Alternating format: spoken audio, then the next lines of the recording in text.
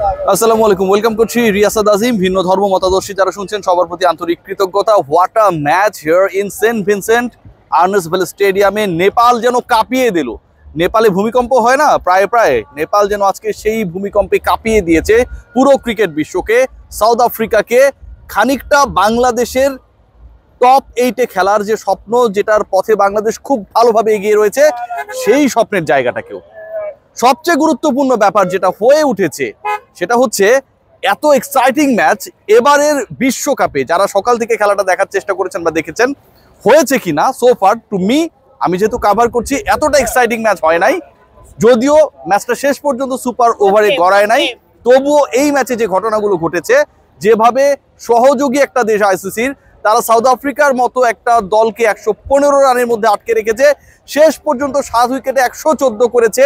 এই ম্যাচে স্ট্যাম্প ভেঙেছে, বল মাঠের বাইরে 6 মেরে নেপালি ক্রিকেটার পাঠিয়ে দিয়েছেন এবং শেষ বলে মীমাংসা হয়েছে। সেখানটাও অবস্টাকল দ্য ফিল্ড হয়েছে কিনা সেই অ্যাপিল ছিল, কিন্তু শেষ পর্যন্ত যখন রান আউটের সিদ্ধান্ত আম্পায়ার নিতে সমর্থ হয়েছে, সেই বিবেচনাটা আসে নাই।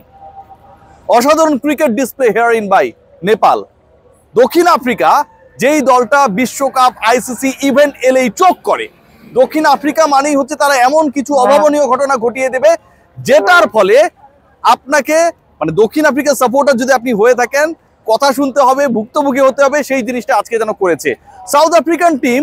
এখানটায় খেলতে নেমেছে মানে ওয়েস্ট ইন্ডিয়ান কন্ডিশনে যখন ম্যাচেসগুলো হবে ওয়ার্ল্ড কাপের, সেই ব্যাপারটা বিবেচনায় নিয়ে টিম ইন্ডিয়া থেকে শুরু করে বড় বড় ক্রিকেট নেশনস তারা সবাই 4টা-5টা করে স্পিনার, তাদের টোটাল যে দলটা রয়েছে 15 মেম্বার্স স্কোয়াড, সেখানটা রেখেছে।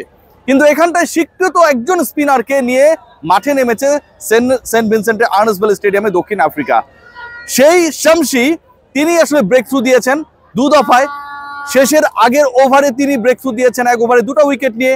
প্রথম দিকে যখন 35 রানের ওপেনিং পার্টনারশিপ হয়ে গেল, যখন তারা খুব সহজেই চেজের পথে এগিয়ে যাচ্ছিল নেপাল, ঠিক তখন আবারও তিনি ব্রেক থ্রু দিয়েছেন এবং শেষ দিকে এসে তার দেয়া ব্রেক থ্রু টাইড ওভার্স আমার কাছে মনে হয় নেপালের জয়ের পথে সবচেয়ে বড় বাধা এবং এই ম্যাচের টার্নিং পয়েন্ট হিসেবে বিবেচিত হবে। খেয়াল করে দেখবেন 7 উইকেট হারিয়েছেন নেপাল, তার 4টা নিয়েছেন শামসি।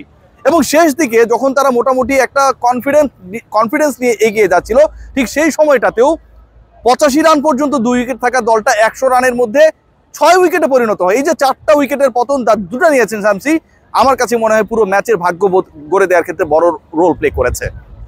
খেয়াল করে দেখবেন আজকের এই ম্যাচে নেপাল পরাজিত হয়েও যেন তারা জিতেছে। যেভাবে 6 মেরেছে, যেভাবে ওপেনার দুজন 35 রানে পার্টনারশিপ করেছেন, এরপর আমরা দেখেছি 2 উইকেট টানা চলে যাবার পর 3rd উইকেটে 50 রানসের একটা পার্টনারশিপ।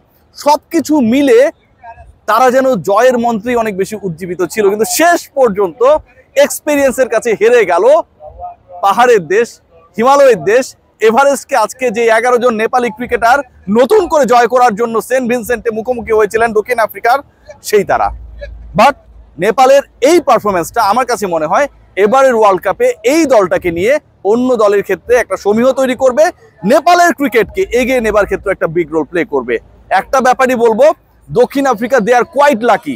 বাংলাদেশের বিপক্ষে South Africa they had the win only in 4 runs এবং এই ম্যাচটাতে তারা মাত্র 1 রানে জিতেছে।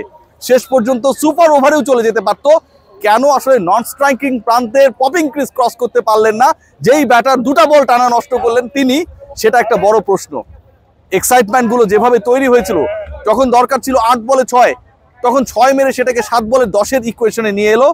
যখন প্রয়োজন ছিল 4 বলে 8, তখন 4 মেলে 3 বলে 4 রানের ইকুয়েশনে নিয়ে এলো এবং শেষ পর্যন্ত যেই ম্যাচটা একদম জয়ের দ্বার প্রান্তে ছিল নেপাল, শুধুমাত্র এক্সপেরিয়েন্সের ব্যবধানের কাছে দক্ষিণ আফ্রিকা যেটা করে দেখালো, নেপাল সেটা পারলো না। সবাই ভালো থাকবেন।